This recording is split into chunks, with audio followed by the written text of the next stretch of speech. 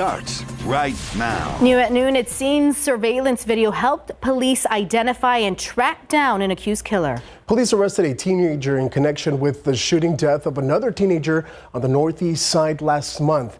19-year-old Fernando Gonzalez Canedo is charged with murder. He is accused of killing Luis Mario Garcia during a shooting on December 13th. It happened in the 100 block of Roundtree Lane near I-35 and Randolph Boulevard. According to arrest paperwork, surveillance footage from the crime scene shows Canedo arriving in a white SUV.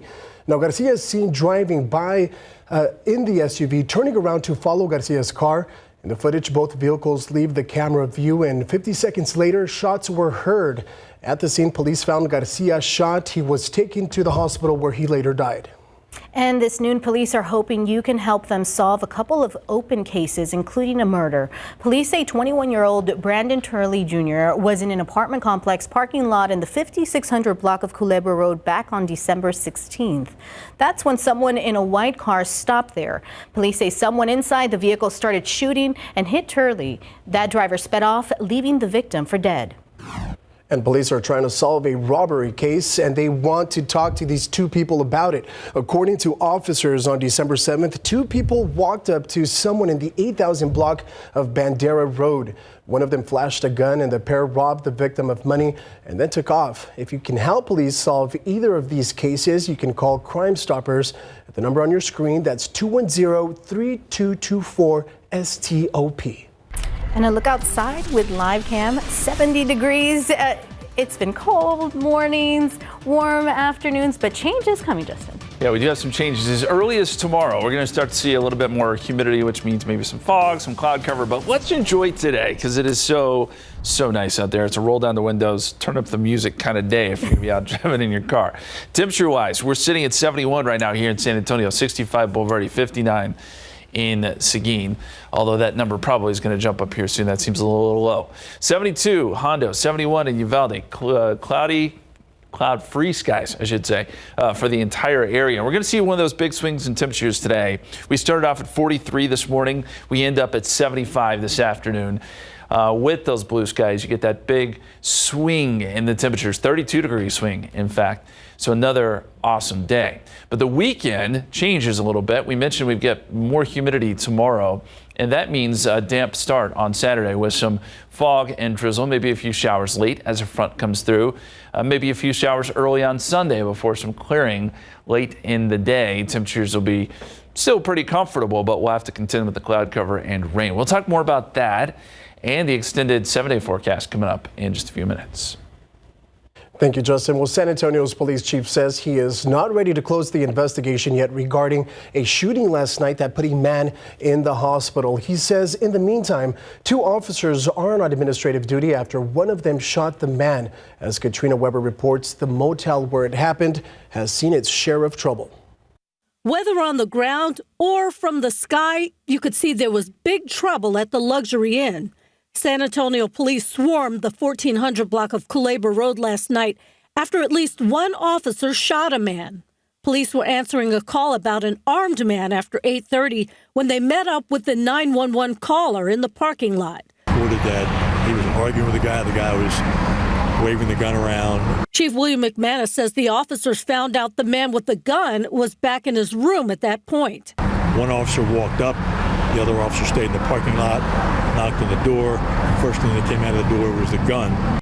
He says two officers then pulled out their guns and fired. The man in the room was shot multiple times. The commotion rattled nerves beyond the motel property. Being close that enough to a crime scene like that, it scared us.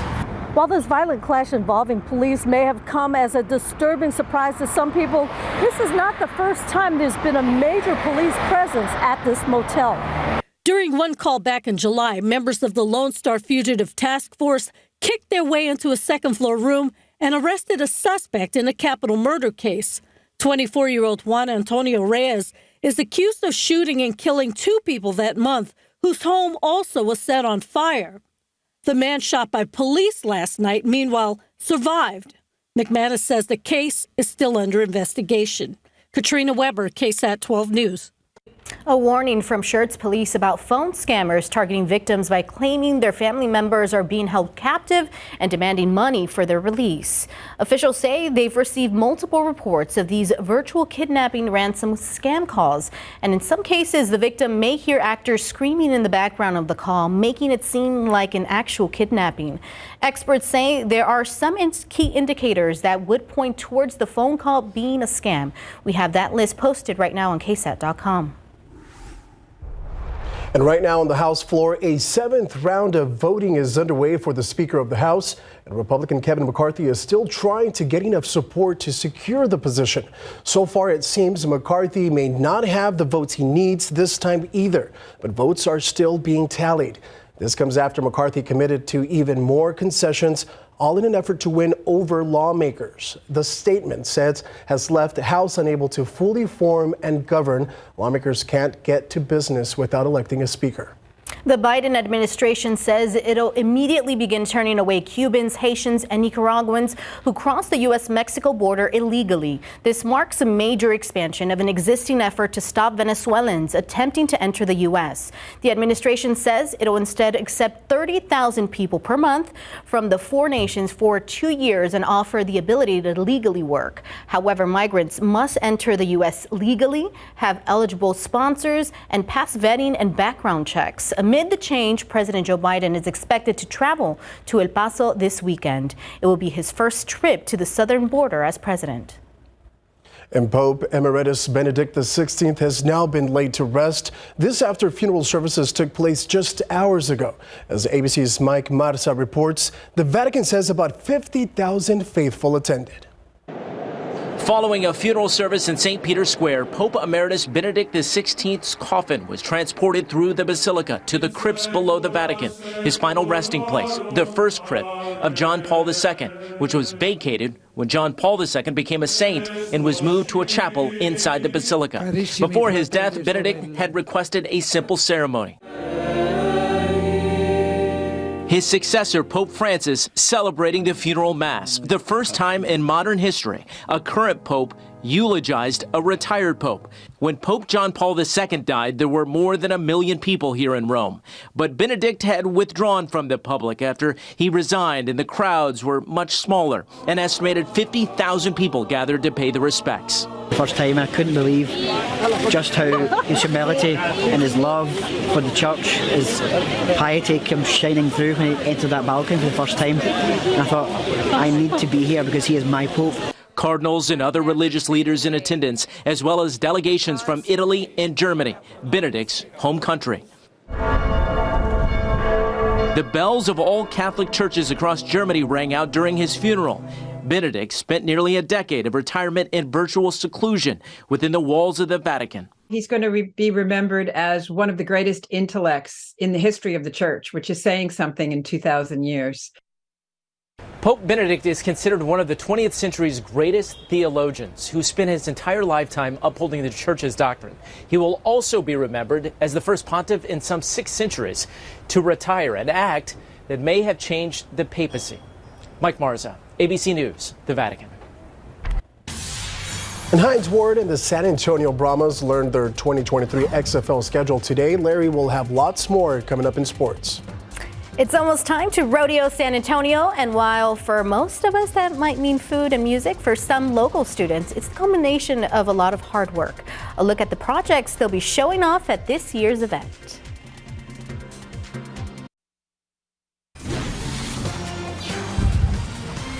Local students are getting ready to showcase their projects at the Agricultural Mechanics Show at the San Antonio Stock Show and Rodeo.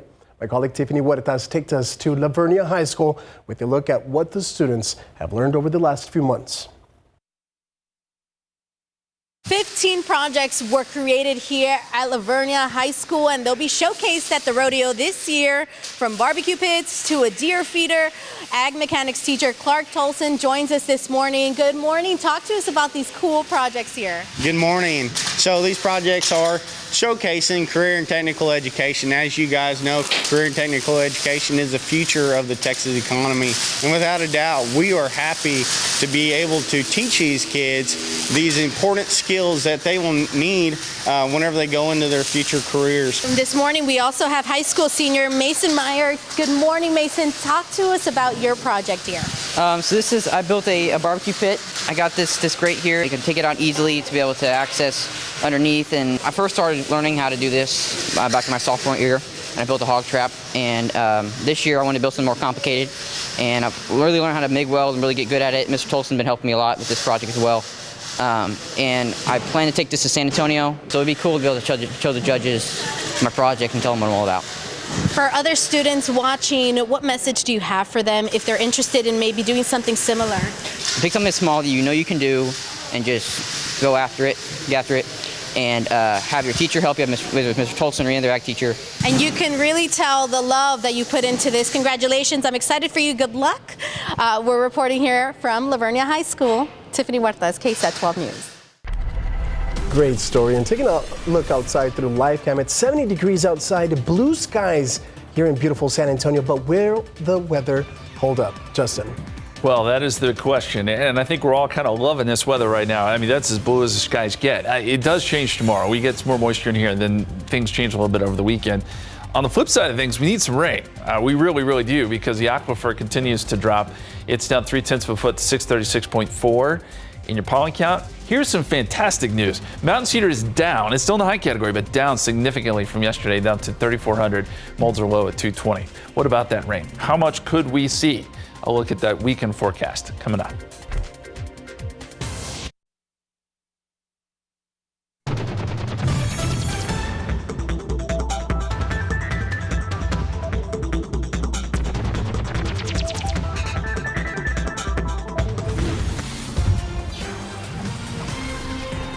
Welcome back, and thank you for staying with us. We are going to be taking a look at weather. You know, Justin, it's interesting to see the West Coast being pummeled by rain right now, and that's something that we desperately need here in our area. It's a very good point. You know, the West Coast and the whole western half of the country has been very, very dry, but they're starting to emerge from their drought because they are getting quite a bit of rain. We're not so lucky. As we look at the drought monitor, which came in today, and this hasn't really changed really over the last year. But we still have that exceptional drought that sits basically San Antonio north up to Kendall County, Blanco County, Comal County, Bandera, up towards Kerr County. It's just been a really brutal stretch of lack of rainfall. And as we look at the bigger picture here, I mentioned the West, things are improving because they are seeing rain. Now, there's still some drought out there, but it's looking a little bit better. San Antonio continues to be one of the worst hit places in the state. You got to go up into Kansas before you run into exceptional drought again. Just a bad situation, and I do think we get some rain as we head into the weekend, but it's not going to be much. It's not important rain, and by the computer models and what they're telling us, we think it's probably less than 1/10 of an inch total when it comes to rainfall totals. Now, there could be some spots where maybe some folks get a little bit more if they get underneath a heavier shower, but that's the way things are looking. Saturday, that 40% chance rain likely comes in the form of just some drizzle and mist, maybe some fog, and then Saturday night could be a few more showers and even a storm, but the window is pretty small, and I think the best chance for that's going to be east of San Antonio, and that goes for Sunday morning as well. Let's go outside for you. It's beautiful right now. We got blue skies and 71 degrees at the airport, 73 Stinson, 70 at Kelly, 69 at Randolph. Not a lot of wind, but we're starting to see a shift in the wind. So we had a northwesterly wind yesterday and this morning. It's going to start to shift to a more southerly wind. And you know what happens when we get the south wind, it tends to increase our moisture, and we'll see that happen pretty significantly going into tomorrow. 66 right now in New Braunfels, 67 Kerrville, 75 in Pleasanton, 73 right now in Carrizo Springs and around Bexar County. We're right at 70 degrees. It's close to ideal to be outside right now. KSAT 12-hour forecast will make it up to about 75 or so this afternoon, and then temperatures will drop off pretty quickly tonight, down into the 50s, mid-50s, and eventually 40s. But we talked about the moisture increasing.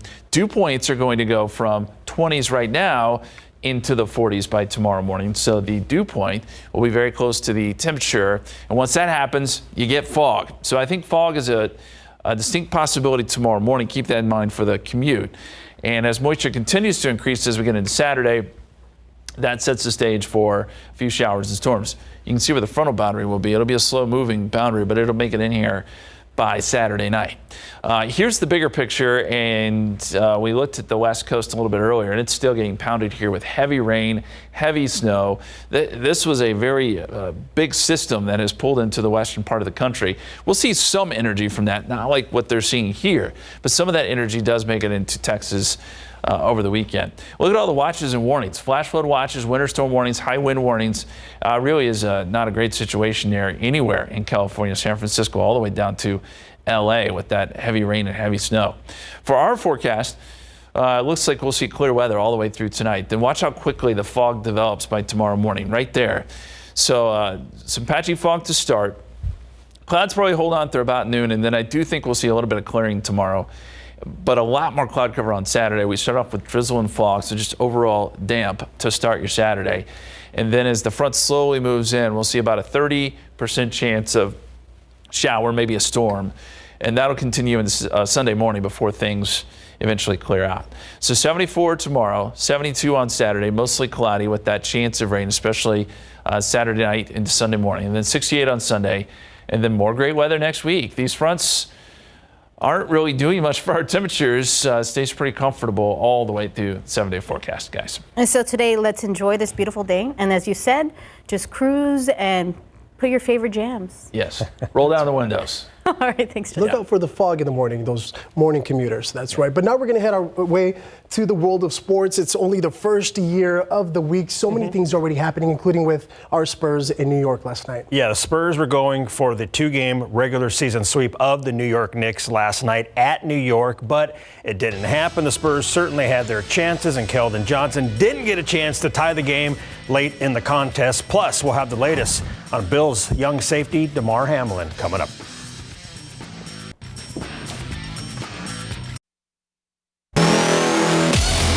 The Spurs played the Knicks tough last night at Madison Square Garden, but they still came up on the wrong side of the outcome. Second quarter, off the Knicks' miss, Jakob grabs the board, gives it up to Trey Jones, who races back and feeds Stanley Johnson for a layup, and the Spurs' first lead of the game, 42-41. Stanley with 8 points off the bench. Fourth quarter now, ball goes down low to Zach Collins. He gives it right back to Josh Richardson for a slam dunk. He led all bench scorers with 20 points last night. Less than 5:30 to go, Jones passes the ball to Keldon Johnson. He makes 3 of his team-high 26, and this game is tied at 107. But the Knicks' Jalen Brunson was just too much for the Spurs, breaking out with a career-high 38 points, and the Knicks edged San Antonio 117-114, handing the Spurs their third loss in a row. Obviously, we shorthanded without Dev, but you know, they came in ready to play. They stepped up, made some big plays, and made big shots. Those two played great. We had some good minutes from Malachi. We had good minutes from Romeo. We had some good minutes from everybody. It was a team effort tonight. And, you know, we had chances to win, you know, and we didn't necessarily execute that like we wanted to come down the stretch. But, you know, we learned from that. And, you know, we come to apply it on Friday. We're going to be ready to play and come in and get the game plan for Detroit and, you know, hit the ground running as soon as the ball go up on Friday. So the Spurs are back home, where they'll host the Detroit Pistons tomorrow night at 7 at the AT&T Center. Now, the Pistons played at the Warriors last night. Steph Curry is out with an injury. 1 second left, tied at 119. Pistons inbound the ball to Sadiq Bey. Dude drains a game-winning triple as time expires, and he did it in the Dubs' house. Big-time shot. The Pistons stunned the Warriors 122-119 for their 6th road win this season. Pro football coverage, powered by Davis Law Firm. Now to the latest on Bills safety Damar Hamlin. His father provided the entire Buffalo Bills team with an update via Zoom yesterday, per ESPN's Adam Schefter. Hamlin's father, Mario, told the Bills their teammate is making progress, news the team needed to hear. And the Bills announced today that Hamlin has shown remarkable improvement. Plus, his agent told the Associated Press that Hamlin was awake and able to grip the hands of family members at his hospital bedside. It's super tough, you know. As a player, as a brotherhood of this league, you know, you never want to see one of your players go down that way. Our prayers and everything is just with Damar and his family, and just hoping and praying for just a speedy recovery and things, you know, just it's in God's hands now, and we really just want to just keep our arms around him, the community, and everybody.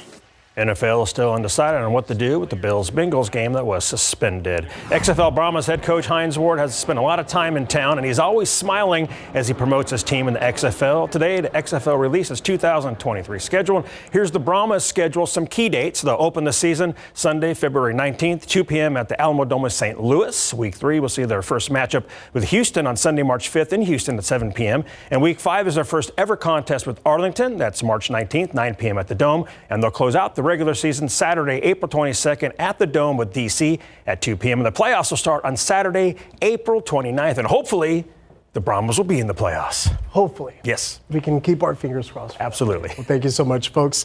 Don't go anywhere. We have lots more after the break.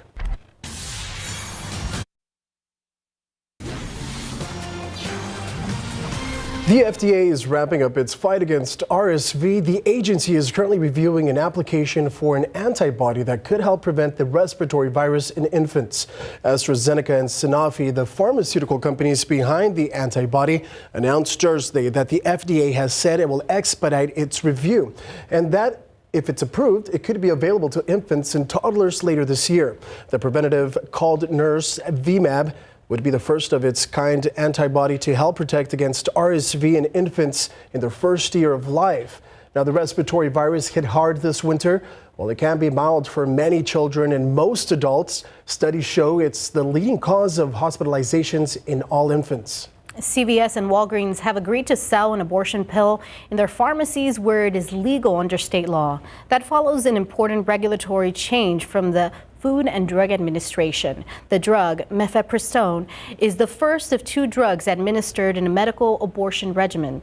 Previously, it was only available through mail order pharmacies or from specially certified doctors or clinics. With the new FDA regulation, women will still need a prescription. However, more pharmacies will be able to offer the drug.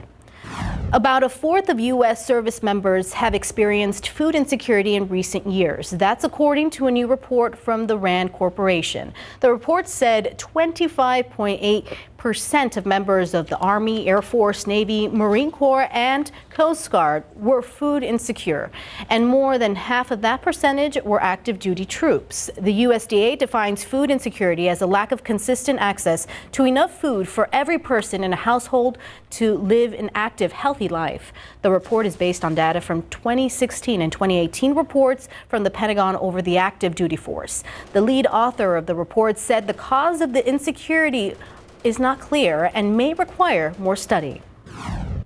And new government data shows weekly jobless claims have fallen to the lowest levels in September. The Bureau of Labor Statistics says about 204,000 people applied for first-time unemployment benefits last week. Now, claims for people who have received benefits for more than 1 week also dropped. Now, many economists have feared the Federal Reserve's inflation-fighting efforts could throw the economy into a recession and lead to massive layoffs. But so far, the labor market appears to be staying resilient. And outside with live cam, 72 degrees. It just keeps getting warmer. I love it. Those beautiful skies. I can't beat it. I mean, this week has just been close to perfect in every way. And coming up tomorrow, we're going to get a full moon. You probably saw it last night. It's big and bright, but officially full tomorrow. It's the full wolf moon, if you were curious. We got a nice write-up on our website, KSAT12.com/weather, if you want to check it out. This is a picture from Hondo this morning of the nearly full moon. You should be able to see it tonight too until that fog rolls in, and we think that happens early tomorrow morning, so you should get a good view of it. Thank you so much for submitting your picture. As always, you can do that on our KSAT weather app. At the bottom there's a tab there for KSAT Connect. Here's a look at temperatures across the state. We're at 71, fairly warm, but it's 44 in Amarillo, 49 in Lubbock. Still pretty chilly up there. Further south you go, the warmer it gets. 79 down in the valley this afternoon. And as we zoom out, there's nothing terribly cold across the country.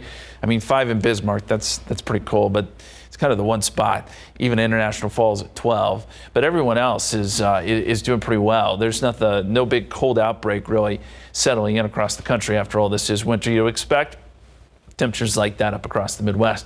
And shout out to Tiffany there, Miami, 85. Okay, that is nice and warm there. Yeah, that's right. It has not cooled down much there at all. KSAT 12-hour forecast, 73 at 2 o'clock, 74 at 3 p.m., 75 at 4 p.m. We'll see those temperatures drop into the 60s by 7 o'clock, 63 by 8 o'clock, and then mid-50s by midnight.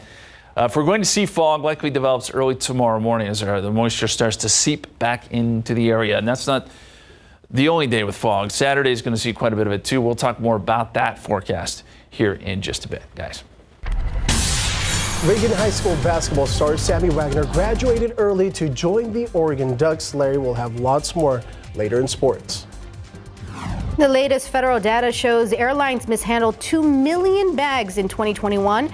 So what can you do to help keep track of your luggage when you travel? One woman may have the answer, how she found her missing bag before an airline did.